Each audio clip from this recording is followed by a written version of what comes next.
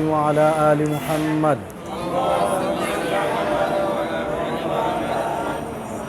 كما صليت على إبراهيم وعلى آل إبراهيم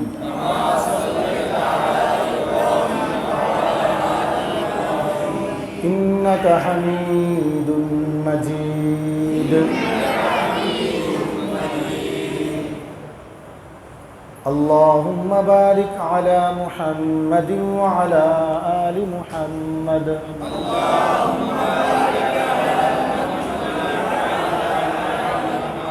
كما باركت على إبراهيم وعلى آل إبراهيم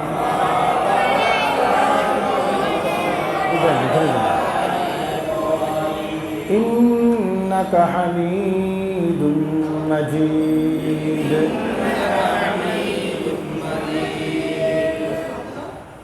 সবাই একসাথে সানা পড়ি সুবহানাকাল্লাহুম্মা পড়েন সুবহানাকাল্লাহুম্মা ওয়া বিহামদিকা ওয়া তাবারাকা ইসমুকা পড়তে থাকি সবাই ওয়া তাবারাকা ইসমুকা ওয়া তাআলা জাদ্দুকা ওয়া লা ইলাহা গায়রুক তাশাহুদ আত-তাহিয়্যাতু লিল্লাহি ওয়াস-সালাওয়াতু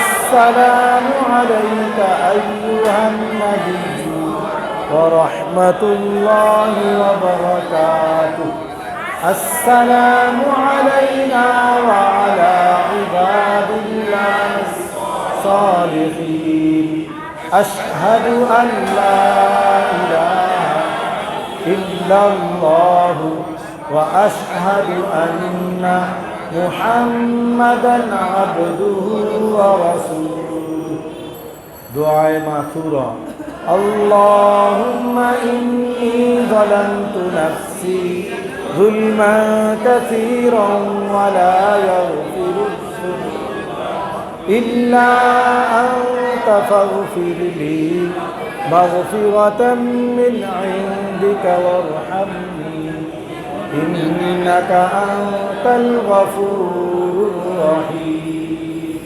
دعاء قنوت اللهم إنا نستعينك ونستغفرك ونؤمن بك ونتوكل عليك ونثني عليك الخير ونشكرك ولا نكفرك ونخلع ونترك من يفجرك اللهم إياك نعبد ولك نصلي ونسجد وإليك نسعى ونحفد ونرجو رحمتك ونخشى عذابك إن عذابك بالكفار ملحق জি সূরা ফাতিহা ধরি সবাই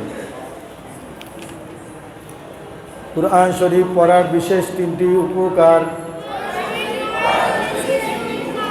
নাম্বার 1 দিলের জং দূর হয়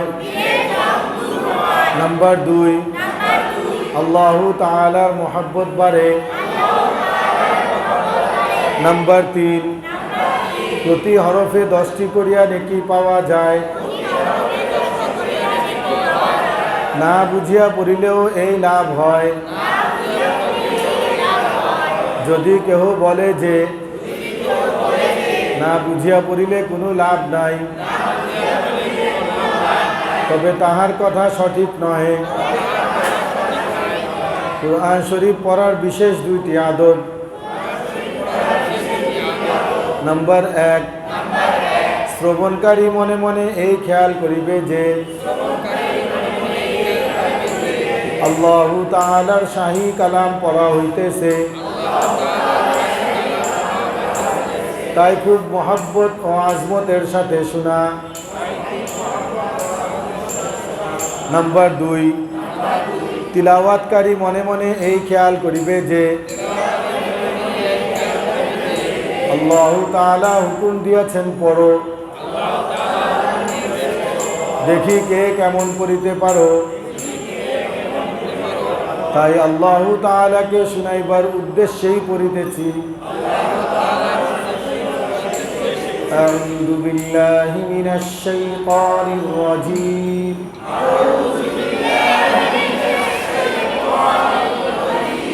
বিসমিল্লাহির রহমানির রহিম।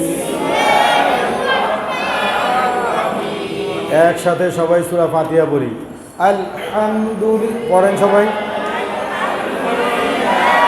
রব্বিল আলামিন আর রহমানির রহিম মালিকি ইয়াউমিদ্দিন ইয়্যাকা না'বুদু ওয়া ইয়্যাকা নাস্তাঈন ইহদিনাস সিরাতাল মুস্তাকিম সিরাতাল লাযীনা আন'আমতা আলাইহিম গায়রিল মাগদুবি আলাইহিম ওয়ালাদ-দাল্লিন।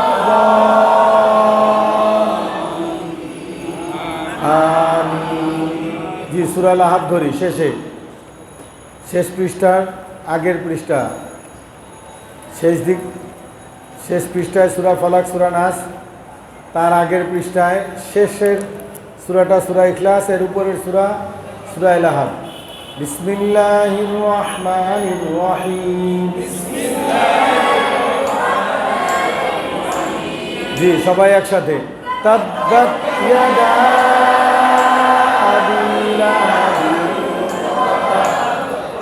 মা আগনা আনহু মালুহু ওয়া মা সায়াসলা নারান যাতা লাহাবিন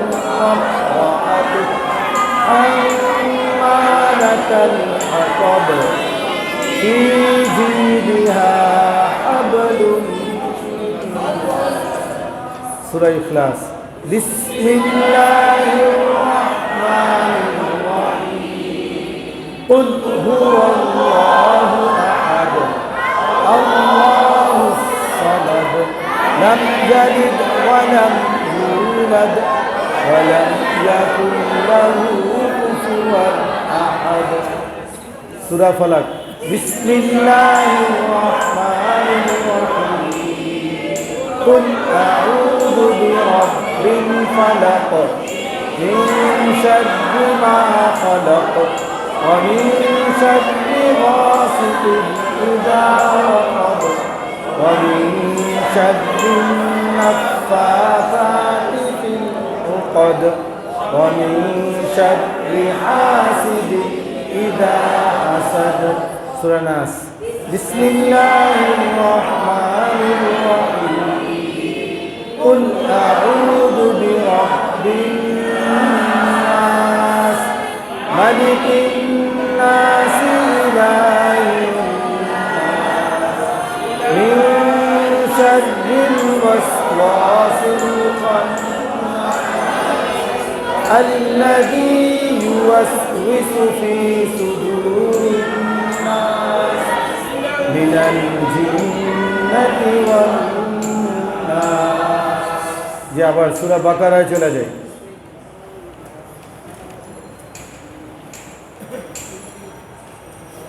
আবার খেয়াল করি, কোরআন শরীফ পড়ার বিশেষ কিন্তু উপকার। নাম্বার 1, দিলের জং দূর হয়। নাম্বার 2, আল্লাহ তাআলার মুহাব্বত বাড়ে। নাম্বার 3, প্রতি হরফে 10টি করিয়া নেকি পাওয়া যায়। না বুঝিয়া পড়িলেও এই লাভ হয়। যদি কেহ বলে যে না বুঝিয়া পড়িলে কোনো লাভ নাই, তবে তাহার কথা সঠিক নয়। কোরআন শরীফটা নিয়ে আনেন, ওখানে কেউ আসলে দিয়ে দিন। কোরআন শরীফ পড়ার বিশেষ 2টি আদব। শ্রবণকারী মনে মনে এই খেয়াল করিবে যে আল্লাহু তাআলার শাহী কালাম পড়া হইতেছে, তাই খুব মহব্বত ও আজমতের সাথে শোনা। নাম্বার 2, তিলাওয়াতকারী মনে মনে এই খেয়াল করিবে যে আল্লাহ তাআলা হুকুম দিয়েছেন পড়ো।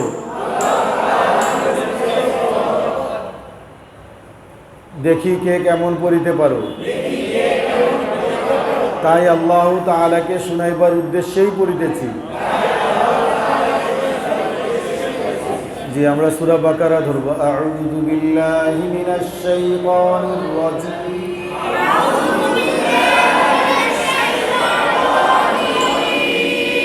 খেয়ালের সাথে আবার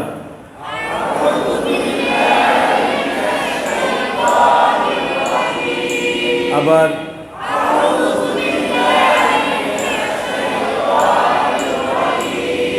বিসমিল্লাহির রহমানির রহিম।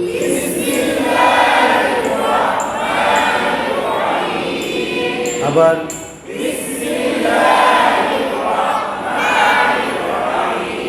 আবার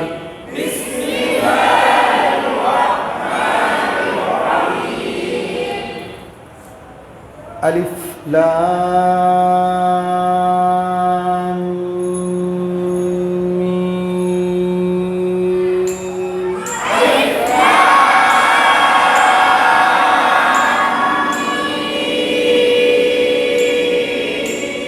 আবার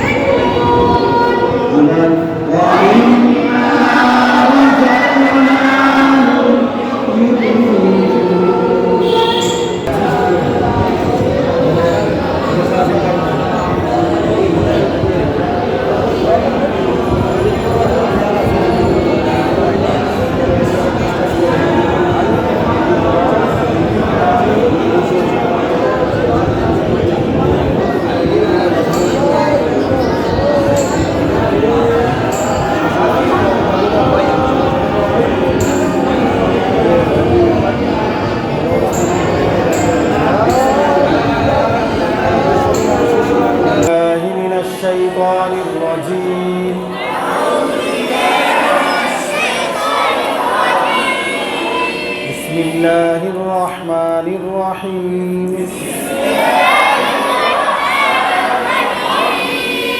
আলিফ লাম মিম।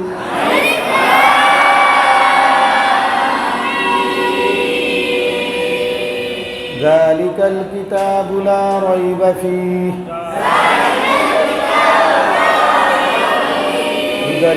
হুদাল লিল মুত্তাকিন الذين يؤمنون بالغيب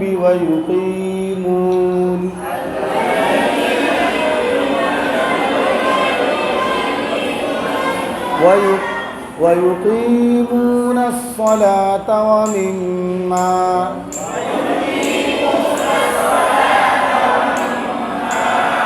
ومما رزقناهم ينفقون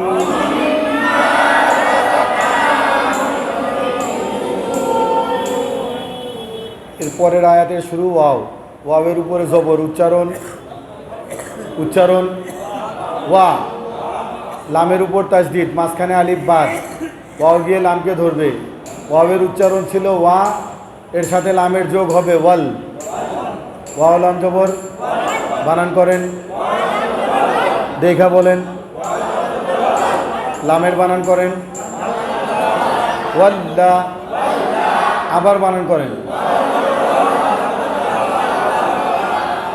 জালিয়াজের, জেরের বাম পাশে জজমালাইয়া, মধ্যে কয় আলিফ টানবো, ওয়াল্লাযী, নুন জবর, ওয়াল্লাযীনা, না টান নাই, ওয়াল্লাযীনা, আবার 5 বার পড়ি,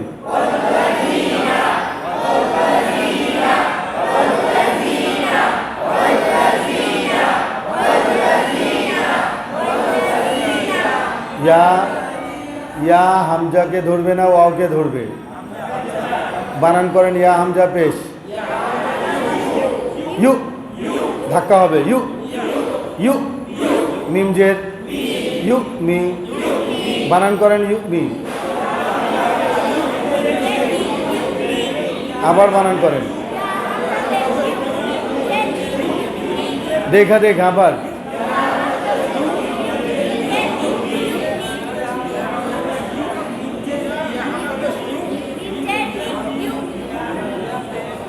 এখানে কোরআন শরীফ আছে, না, পেশের বাম পাশে জজমলা ওয়াও, কয় আলিফ টান, মদের নাম, মধ্যে তবাই, কয় আলিফ টানবো, বানান করেন নুনা। এখন আমি নুনে থামবো, তাহলে কয় আলিফ টান হবে, মদের নাম, মধ্যে আসি, মাশাআল্লাহ, নুন, ইউমিনুন,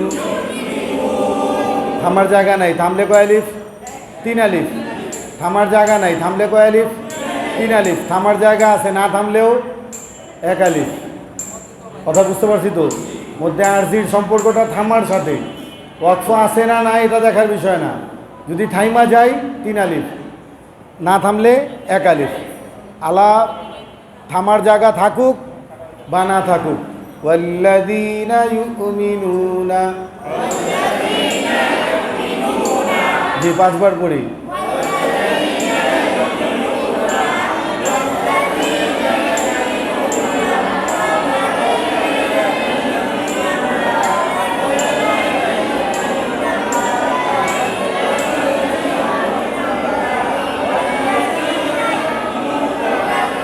والذين يؤمنون,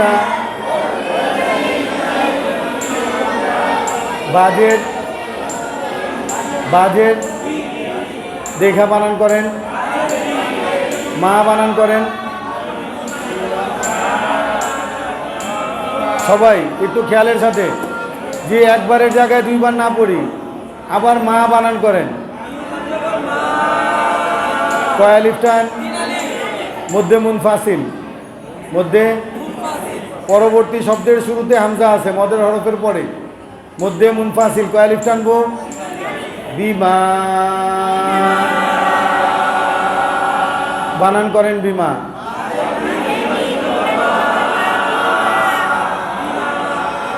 দেখা বানান ছাড়া পড়েন, বিমা, হামজা নুনকে ধরবে, হামজার উপর পেশ, বানান করেন, সবাই বলেন, হামজা নুন পেশ, নুন সাকিনের পরে যা, ইকফার হরফ, স্পষ্ট করতে হবে কাকে, ওই নুন সাকিনকে, অস্পষ্ট, দৈন্তান্ন না পড়া অনুস্বর পড়ব, 1 আলিফ পরিমাণ পূর্ণ হবে, জাজের জি, জি, এরপরে লামের বানান করেন, উনজিলা বিমা উনজিলা আবার বিমা উনজিলা 5 বার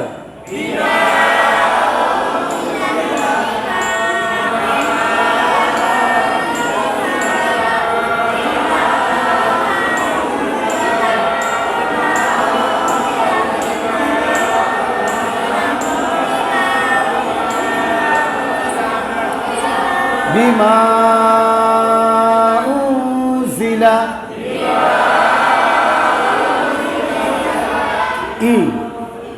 ই লাই ইলাই বানান করেন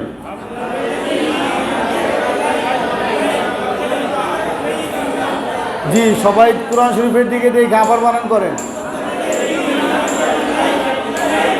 কাফ জবর ইলাইকা কোনো টান নাই ইলাইকা লিনের হরফ আছে যদি থামি এক আলিফ টান হবে ইলাইক আর যদি না থামি না থামলে কোনো টান নাই ইলাইকা ইলাইকা অমা বানান করেন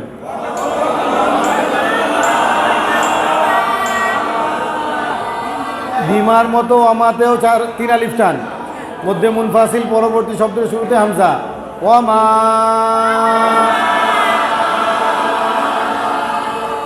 কয় আলিফ টানবো উংজি বানান করেন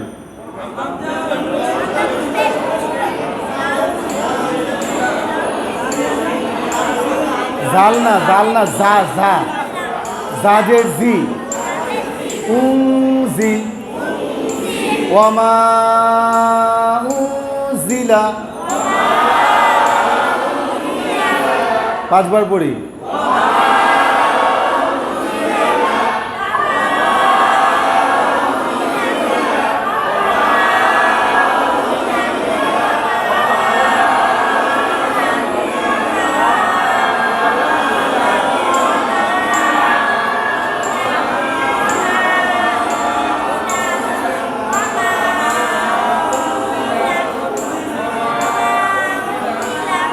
ওমা উজিলা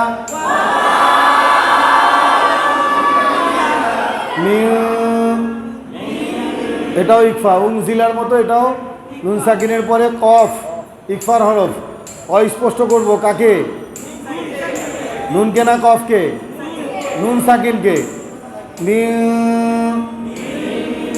কব বানান করেন বায়ের উপর জজম কি করতে হবে কলকলা হবে কব লামজেল্লি কাফ জবর কা কব লিকা কব লিকা মি থামলে কাফের উপর জজমটা জবরটা জজম হয়ে যাবে মি কব লিক 5 বার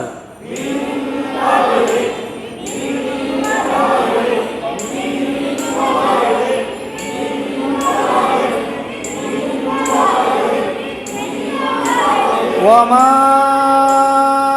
أنزل من قبلك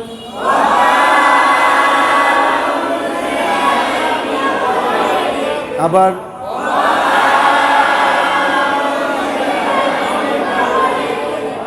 জি আবার দেখা দেখা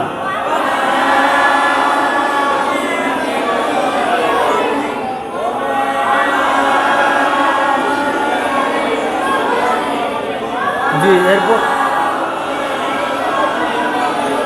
ওয়াও জবর বা লামজের বায়ের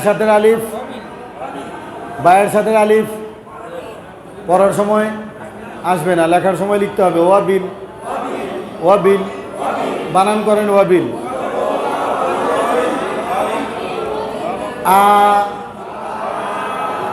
আ কয় আলিফ টান মদের নাম বলেন সবাই বলেন হয় নাই ভালো করে বলেন হয় নাই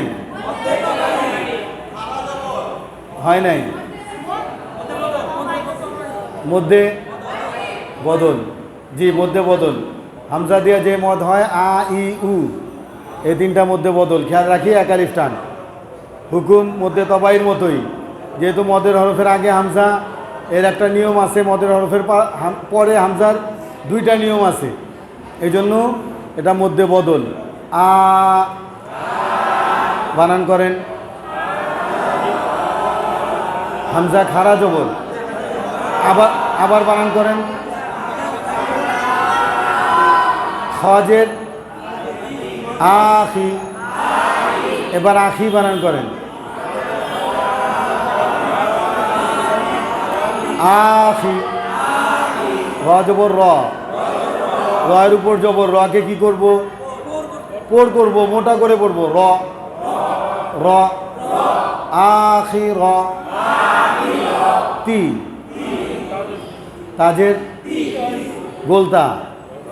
কোনটা? গোলতা। যদি থাইমা যায় কি হবে? হাসাকিন হয়ে যাবে। আখির, আখিরাত পড়া যাবে না, আখিরাত পড়া যাবে না। কি পড়তে হবে? আখির। না থামলে আখিরতি হুম বানান করেন, হামিম পেশ আখিরতি হুম, ওয়াবিল আখিরতি হুম। পাঁচবার, ওয়াবিল আখিরতি হুম, ওয়াবিল আখিরতি হুম। ইয়া ওয়াও পেশ, ইয়া ওয়াও পেশ বানান করেন। কয় লিফ টানবো? মধ্যে, মাশাআল্লাহ, মধ্যে তবাই। You you, কফজের ইউকি, ইউকি। নুনা বানান করেন,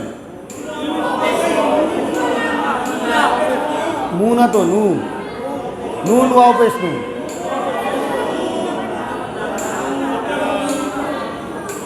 নুন ওয়াও পেশ নুন, নুন জবর না। সবাই বলেন। থামলে কি হবে? মধ্যে আরজি। কয় লিফ টানবো? ইউকিনুন। আবার ইউকিনুন। ওয়াবিল আখিরাতি হুম ইউকিনুন।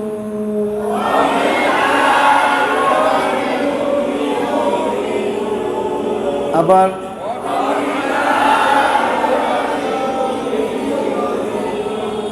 পাঁচবার, ওয়াবিল আখিরাতি হুম ইউকিনুন।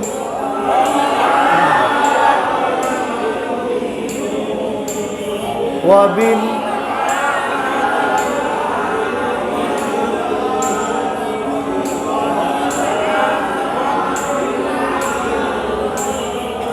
যে ডান হাতে ডান পৃষ্ঠা, ডান হাতে পৃষ্ঠাটাকে ডান দিকে উল্টায় দেই। পরের আয়াতে চলে যাব। পৃষ্ঠার শুরুতে হামজা পেশ উ, পাশের ওয়াওটা বাদ। শুধু লেখার সময় লিখতে হবে লাম খারা জবর লা,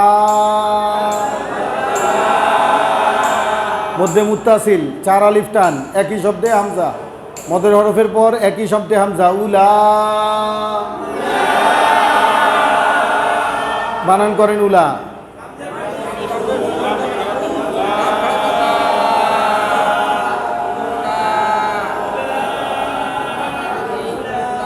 হামজা জের ই, কাপ জবর কা। উলা ইকা, উতেও টান নাই, ইকাতেও টান নাই, শুধু লাতে টান। উলা ইকা। আবার আলা, আইন আইন আলা, লামের সাথে ইয়াবাদ। এবার বানান করেন আলা। লাম খারা জবরলা, মধ্যে তো ভাই আলা, উলাইকা আলা। জি, পাঁচবার পড়ি।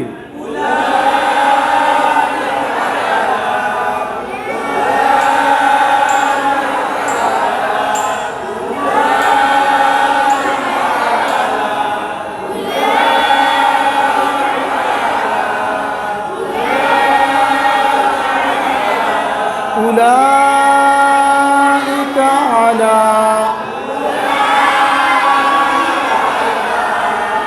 হায়ের উপরে পেশ উচ্চারণ বলেন হু হু টান নাই হা পেশ ডালের উপর তানবিন তানবিনের পর ইয়া বাদ কিছু নাই তারপরে মিম তানবিনের পর মিম ঈদগাম বা গুন্না গুন্না সহ মিলাইতে হবে অর্থাৎ গুন্নাও করতে হবে আবার দালকে মিমের সাথে মিলাই দিতে হবে দাল মিম দুই জবর দাম হুদাম বানান করেন হুদাম হা পেশু দাল মিম দুই জবর দাম হুদাম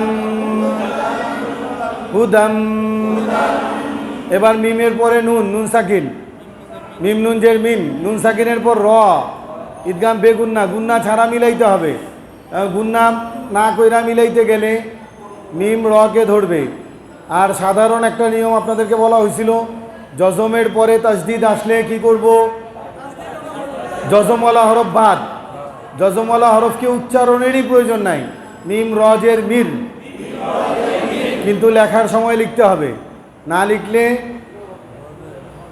পড়া হবে না অশুদ্ধ হয়ে যাবে আমাদের বাংলায় পদ্মার মধ্যে যদি ম না দেই বলবো না কিন্তু লিখতে হবে এখানেও এরকম মির নুন সাকিন থাকবে কিন্তু উচ্চারণ হবে না মিম রজের মির র বা জবর রব রয়ের উপরে জবর রপর হবে মির রব আবার বলেন বিহীন বানান করেন বিহীন সবাই বলেন বাজের বি হামিম জের হিম মির রব্বিহিম মির রব্বিহিম হুদাম মির রব্বিহিম পাঁচবার পড়ি হুদাম মির রব্বিহিম হুদাম মির রব্বিহিম আপনি একটু পড়েন পড়েন হুদাম পড়েন হুদাম মির রব্বিহিম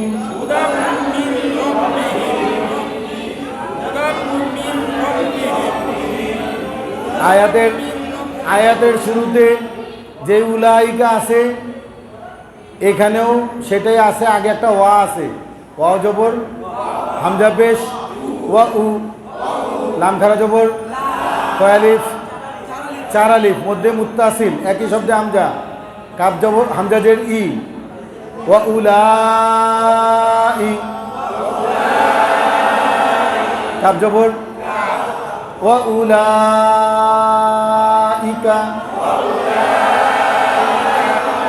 আবার আবার আবার আবার হা পেশ হু মিম লাম পেশ মুল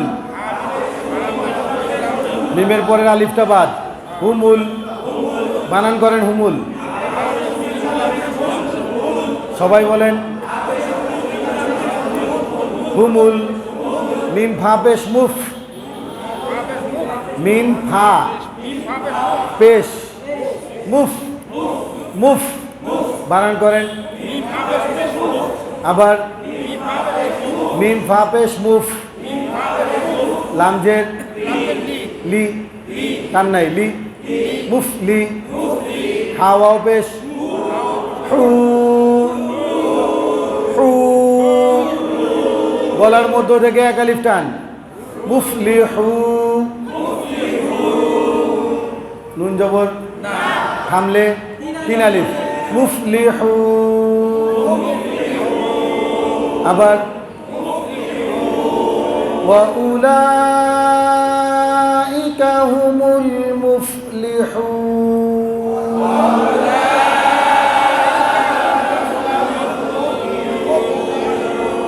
আবার ওয়া উলাইকা হুমুল মুফলিহুন আবার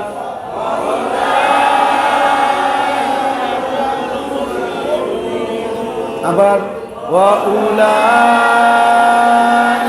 হুমুল মুফলিহুন সাদাকাল্লাহুল আযীম। কুরআন শরীফ যতটুকু আমরা চেষ্টা করতেছি আগে বাড়ার, কে কতটুকু আগে বাড়তে পারবো এটা নির্ভর করবে নিজের উপরে। ক্লাসের সময় ছাড়াও কিছু সময় বাহির করে এগুলোকে বারবার পড়তে হবে, বারবার পড়তে থাকলেই আগায় যাব।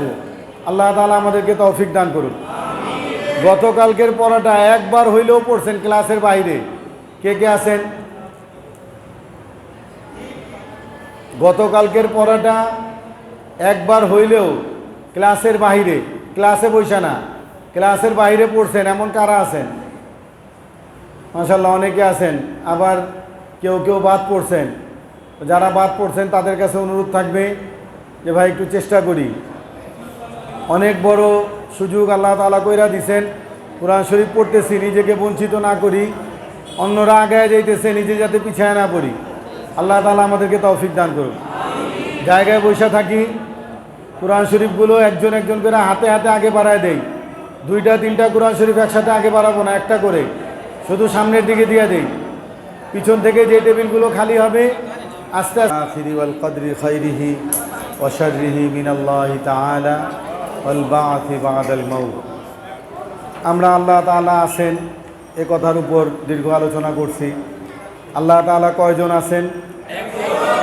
একজন আছেন, এটার উপরেও আমরা দীর্ঘ আলোচনা করছি। এবং যা কিছু হয় আল্লাহ তাআলার পক্ষ থেকেই হয়। আল্লাহ তাআলা ছাড়া আর কারো কিছু করার ক্ষমতা নাই। কিন্তু মানুষ হিসাবে আল্লাহ তাআলা আমাদেরকে আলাদা একটা ক্ষমতা দিছেন, ইচ্ছা শক্তি। আপনার জি ভাই, আওয়াজ না করি, আওয়াজ না করি। আল্লাহ তাআলা আমাদেরকে আলাদা একটা ক্ষমতা দিছেন।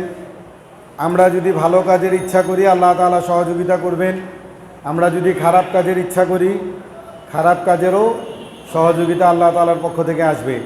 কিন্তু আমরা যে ইচ্ছা করলাম ভালো কাজের, এর জন্য কাজটা সম্পন্ন হলে আমাদেরকে নেকি দেওয়া হবে। আমরা খারাপ কাজের, গুনাহের কাজের ইচ্ছা করলাম, যদি ওই কাজটা সম্পন্ন করি তাহলে আমাদের আমলনামায় গুনাহ লেখা হবে। এই যে একটা শক্তি আপনাকে আমাকে দিছেন, এটার উপরে বিচার হবে। আল্লাহ তাআলা আমাদেরকে বুঝার তৌফিক দান করুন। এরপর আলোচনা শুরু হয়েছিল ফেরেশতাদের প্রতি। আমি ঈমান আনিতেছি সমস্ত ফেরেশতাদের প্রতি। ফেরেশতাদের কাজ আমরা আলোচনা করছি। এই দুনিয়ার যত রকমের কাজ চলতেছে আল্লাহ তাআলা ফেরেশতাদের মাধ্যমে এগুলো আঞ্জাম দিতেছেন। বিভিন্ন বিষয় আলোচনা হয়েছে। অনেক ফেরেশতা আছে, সমস্ত ফেরেশতাদের সর্দার আছে, তাদের আবার সর্দার আছে, তাদের আবার সর্দার আছে। যেমন আলোচনার এক পর্যায়ে মৃত্যুর ফেরেশতা হযরত আজরাইল আলাইহিস সালামের বিষয়ে আলোচনা হইতেছিল। উনি নেতা, উনার অধীনে 70,000 ফেরেশতা আছে।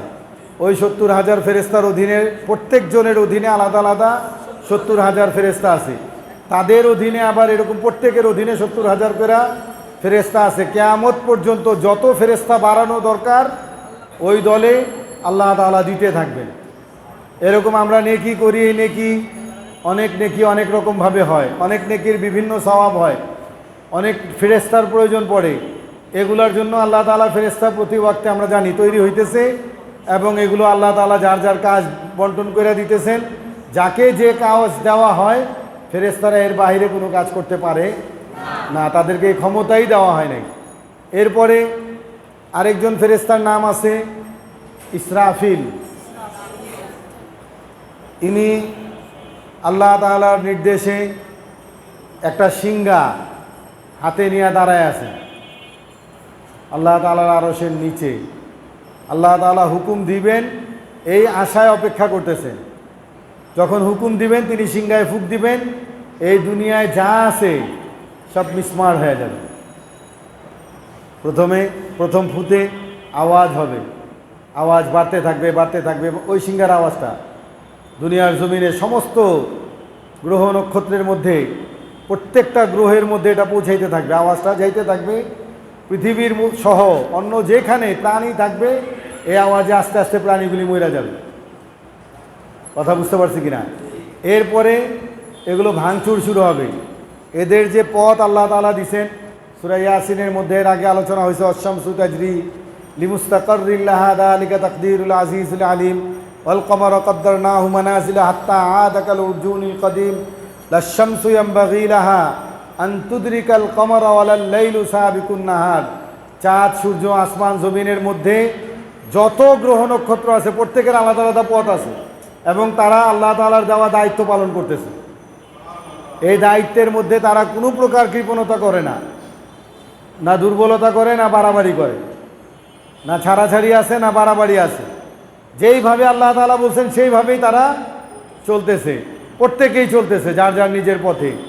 যেদিন সিংহায় ফুঁক হবে, আওয়াজে মানুষ, জীব জন্তু সব মারা যাবে, এরপরে এরাও নিজের কক্ষ হারায় ফেলবে। আওয়াজে ভাইব্রেশন হইতে হইতে একটা আরেকটার সাথে বাড়ি খাওয়া যাবে, জালজালা তৈরি হয়ে যাবে, সব ভাঙ্গা চিরা শেষ হয়ে যাবে, সব শেষ হয়ে একটা জমিন তৈরি হবে। কি হবে? একটা জমিন তৈরি হবে। দ্বিতীয়বার সিংহায় ফুঁক দিলে এই সব ভাঙ্গা চূড়ার পরে একটা জমিন হিসাবে তৈয়ার হয়ে যাবে, এর উপরে পানি থাকবে। এরপরে পানি শুকায়া যাবে, সূর্য জমিনের কাছে আইসা যাবে, একসাথে 12টা সূর্য কাজ করবে ওই জমিনটার উপরে। কয়টা সূর্য? 12টা সূর্য। জমিনটার পানি শুকায়া যাবে, জমিন উত্তপ্ত হয়ে যাবে, জমিনের তাপ পড়তে পড়তে পড়তে জমিনটা তামার কালার হয়ে যাবে। এরপর তৃতীয়বার সিংহায় ফুঁক হবে, যে যে জমিনের যে যেখানে আছে, যার আমরা প্রত্যেকটা প্রাণী, মানুষ সহ সব প্রাণী উঠবে ওই সিংহায় ফুঁকে। তৃতীয়বারের সময় সবাই জমিন থেকে উলঙ্গ অবস্থায় উঠবে। ওইটা হলো কিয়ামতের ময়দান, হাসরের ময়দান। ওইটা হাসরের ময়দান, সামনে আলোচনা আসবে ইনশাআল্লাহ। তো এই ফেরেস্তাদের, ইসরাফিল ফেরেস্তা এই সমস্ত কাজ করার জন্য অপেক্ষা করতেছেন 6 দল বলে। উনার অধীনেও এরকম 70,000, তাদের অধীনে, প্রত্যেকের অধীনে 70। যতটুক দরকার পুরা দুনিয়াকে নিয়ন্ত্রণের জন্য তারা করতেছে। আরেকজন ফেরেস্তার নাম মিকাইল। কি নাম? তিনি বাতাস, পানি, আগুন এবং জমিনের উপরে নিচে যে সমস্ত ফসলের বীজ আমরা দিতেছি এগুলোকে তার নেতৃত্বে নিয়ন্ত্রণ করা হইতেছে। তিনি যাকে যে দায়িত্বে লাগায় রাখছেন উনিও নেতা। উনার অধীনে 70,000, তাদের প্রত্যেকের অধীনে 70,000। এরকম যতটা স্তর দরকার এবং কিয়ামত পর্যন্ত যত বাড়ানো দরকার, মানুষ বাড়তেছে, জায়গা বাড়তেছে, ফসলাদি বাড়তেছে, প্রয়োজন বাড়তেছে, আল্লাহ তাআলা ফেরেশতাও বাড়াইতেছেন, বাড়তে থাকবে কিয়ামত পর্যন্ত। আরেকজন ফেরেশতার নাম জিবরাইল। সব ফেরেশতার সর্দার, সব ফেরেশতার সর্দার জিবরাইল আলাইহিস সালাম। উনি সবাইকে নিয়ন্ত্রণ করেন। ওনার সব ফেরেশতাকে নিয়ন্ত্রণ ছাড়াও ওনার আরেকটা কাজ ছিল যেটা এখন নাই। সেটা হইল নবীদের কাছে আল্লাহ তাআলার কথা, কিতাব পৌঁছায়া দিয়েছেন। সর্বশেষ আমাদের নবী হযরত মুহাম্মদুর রাসূলুল্লাহ সাল্লাল্লাহু আলাইহি ওয়াসাল্লামের কাছে পৌঁছায়া দিয়েছেন। এই দায়িত্ব ওনার ছিল। ফেরেশতাদের পরে আমাদের ঈমান আনার বিষয়ে এই কিতাব। 2 নম্বর হলো আমি ঈমান আনিতেছি সমস্ত আসমানি সমস্ত ফেরেশতাদের প্রতি। এরপরে 3 নম্বর হইল সমস্ত কিতাবের প্রতি, আসমানি কিতাবের প্রতি। আসমানি বলতে আসমানি না, আল্লাহ তাআলার প্রদত্ত, আসমানের উপর থেকে, আল্লাহ তাআলার আরশ থেকে আসছে।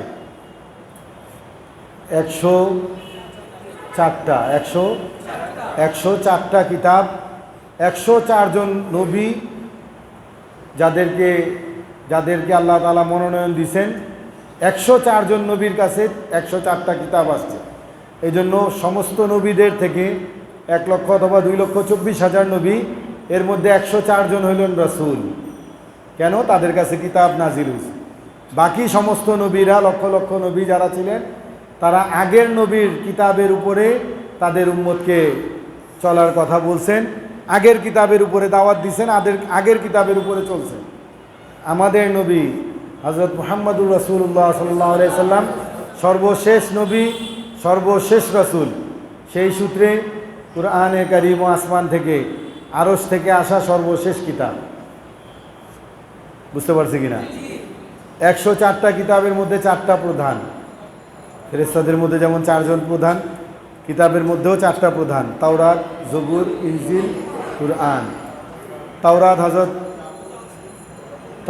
হযরত মুসা আলাইহিস সালামের উপরে, জবুর হযরত দাউদ আলাইহিস সালামের উপরে, ইনজিল হজরত ঈসা আলাইহিস সালামের উপরে এবং কুরআন আমাদের প্রিয় নবী হজরত মুহাম্মদুর রাসূলুল্লাহ সাল্লাল্লাহু আলাইহি সাল্লামের উপরে আল্লাহ নাজিল করছেন।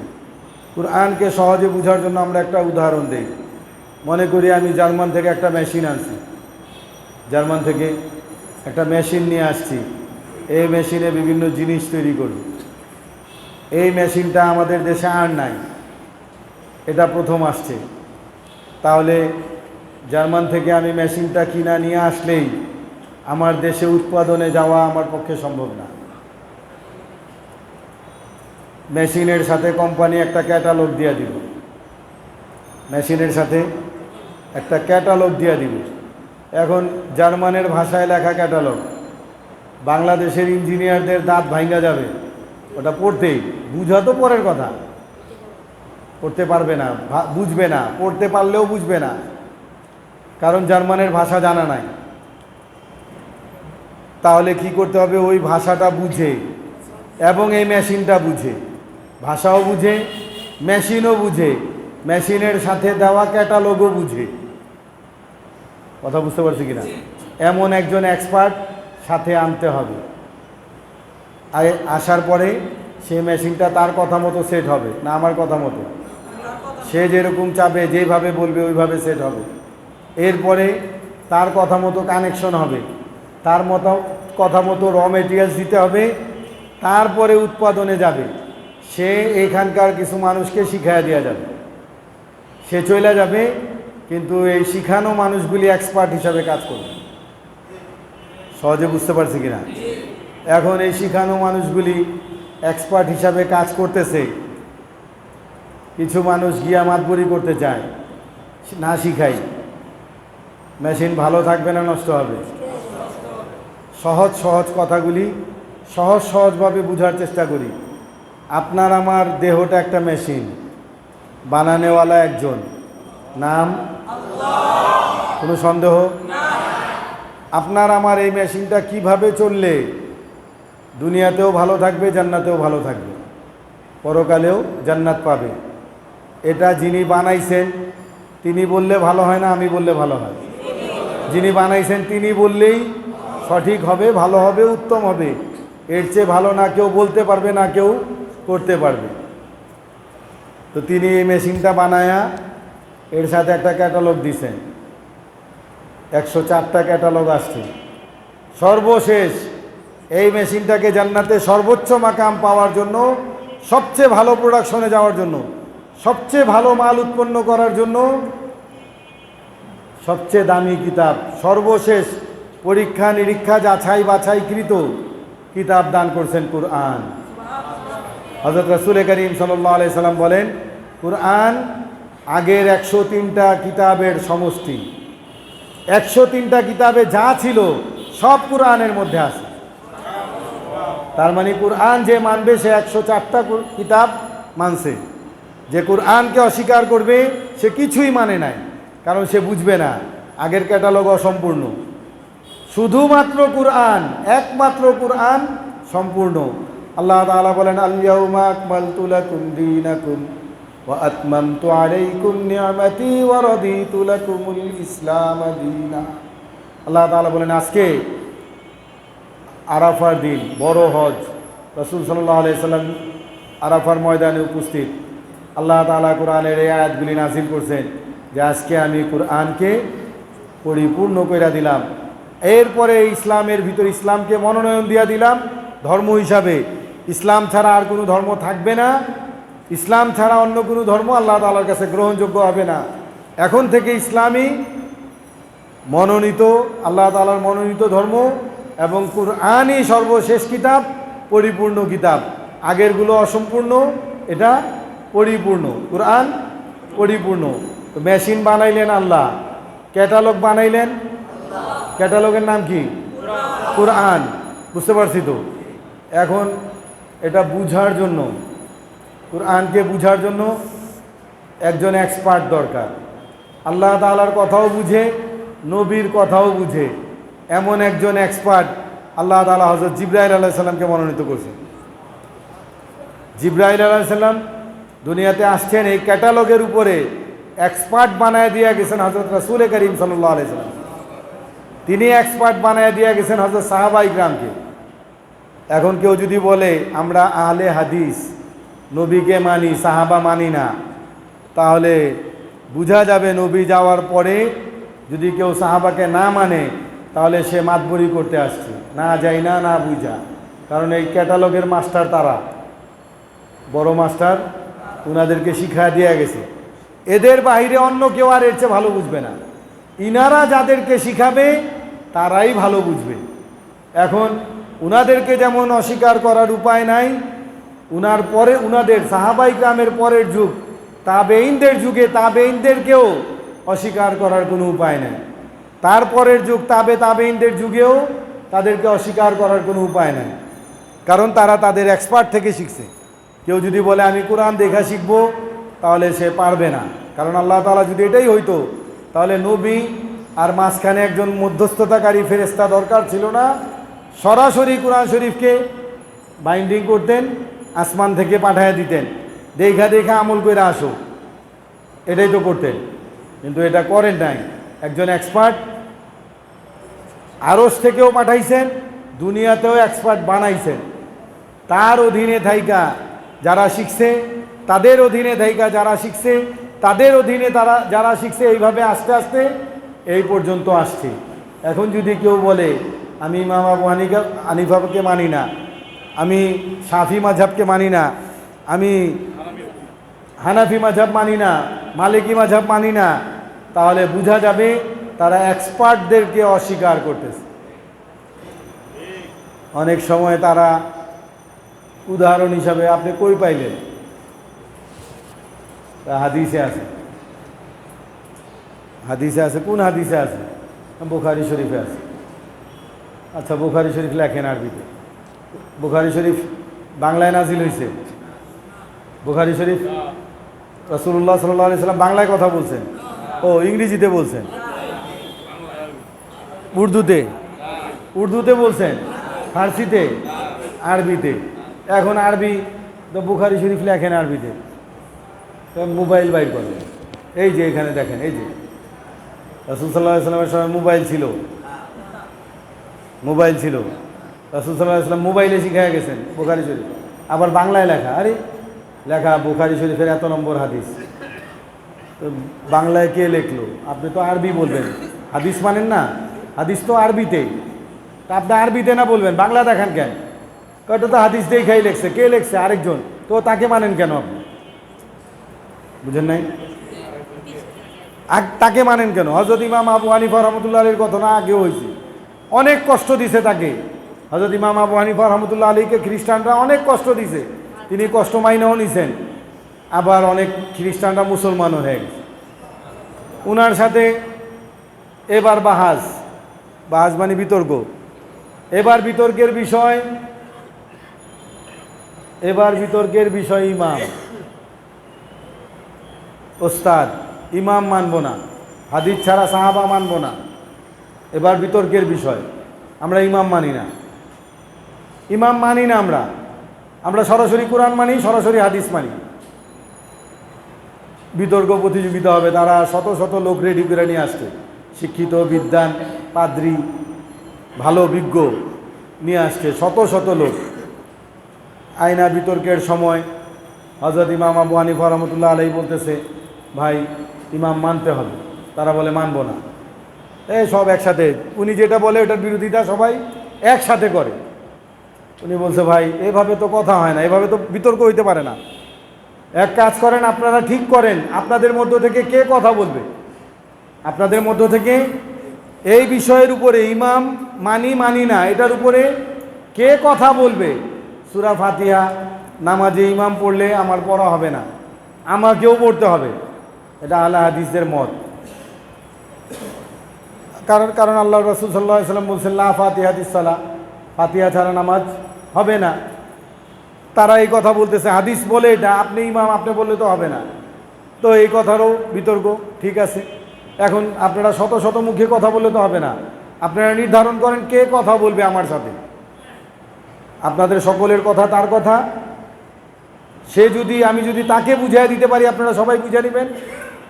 তাকে যদি বুঝাইতে না পারি, সে যদি আমাকে বুঝাই দেয়, তা ধরে নিব যে আপনারা আমাকে বুঝাই দিচ্ছেন সবাই। বলছে কথা তো ঠিক, সবাই মিলা চিল্লাইলে তো হবে না, একজনকে মানতে হবে। তো সবাই মিলা তাদের মধ্যে যে বড় তাকে রেডি করছে যে আমাদের পক্ষ থেকে উনি কথা বলবে। ভালো করে এক হয়েছে, সবাই আসছে। আপনারা কি এই কথার উপর একমত যে উনি যা বলবেন আপনাদের কথা? বলছে হ্যাঁ আমরা একমত, মোটামুটি কথা হয়ে গেছে, ব্যাপারে পরামর্শ হয়ে গেছে, উনি যেটা বলবে ওইটাই আমাদের মত। কথা বুঝতে পারছি কিনা? বলছে ভালো করে বলেন, আপনারা সবাই যা বলতে চান, উনি যেটা বলবে এইটাই তো আপনাদের কথা। বলছে হ্যাঁ ওইটাই আমাদের কথা। আবার বলছেন, তো এরকম 3 বার সবার কাছ থেকে স্বীকৃতি নিয়েছেন যে হ্যাঁ আমরা উনার কথাই আমাদের কথা। তো বলছে তাহলে তার বিতর্কের দরকার নাই, তাহলে আর বিতর্কের প্রয়োজন নাই। আপনাদের কথা যদি উনার কথা হয়, তো মুসল্লিদের ইমামের তিলাওয়াতই মুসল্লিদের তিলাওয়াত। আপনাদের 100 জনের কথা যদি উনি বললে আপনাদের 100 জনের কথা বলা হয়, তাহলে মুসল্লিরা চুপ থাকবে, মুসল্লিদের পক্ষ থেকে ইমাম বলবে, তাহলে তার তর্কের প্রয়োজন নাই, মুসল্লিদের কথাই ইমাম বলবে। ইমামের পড়াই মুসল্লিদের পড়া। বিষয়ও আছে, যদি মুসল্লিদের পড়া সহি হয়, ইমামের পিছনে পড়ে, তাহলে তার নামাজ হবে। ইমামের পিছনে পড়া জরুরি মনে করে কিন্তু পড়া সহি না, তার নামাজ ইমামের পিছনে হবে না, কারণ তার সূরা ফাতিহা হয় নাই। অশুদ্ধ তিলাওয়াত করলে নামাজ ভাঙ্গা যায়, 1 নম্বর কারণ নামাজ ভাঙ্গের। তো যখন অশুদ্ধ তিলাওয়াত করবে, আলহামদু পড়বে, নামাজ শেষ। ভালো হইল না ক্ষতি হইল? ক্ষতি হইল। আল্লাহ তাআলা সহজ করছেন, আমরা কঠিন করলাম। ষড়যন্ত্রকারীরা ষড়যন্ত্র কইরা কঠিন করাইছে যাতে আমরা নামাজই ছাইরা দিই। অনেক পরীক্ষিত যারা এরকম বেশি বুঝা গেছে, তাদের দলে চলে গেছে, ওই মসজিদ ছাড়া নামাজ পড়ে না, ওই ইমাম ছাড়া নামাজ পড়ে না। তো সব জায়গায় তো আর ওই ইমাম আর মসজিদ নাই, দেখা যায় নামাজই পড়ে না, শেষ পর্যন্ত ওই মসজিদেও যায় না। এরকম অনেক আছে চোখের দেখায়। আল্লাহ তাআলা আমাদেরকে বুঝার তৌফিক দান করুন। আখির দাওয়ানা আলহামদুলিল্লাহি রাব্বিল আলামিন।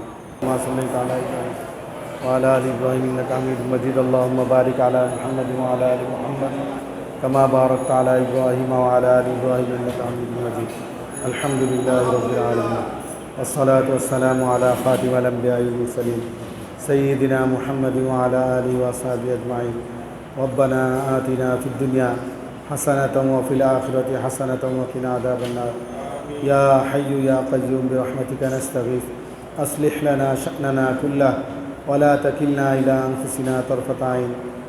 মাবুদ গো, আমরা কিছু গুনাহগার বান্দা কুরআন শিক্ষার মজলিস থেকে কুরআন শরীফ তিলাওয়াতের পরে আপনার দরবারে হাত উঠাইছি। দুনিয়ার সবচেয়ে দামি মজলিস, আপনার হাবিব বলছেন এমন মজলিসের হাতকে ফিরানো হয় না।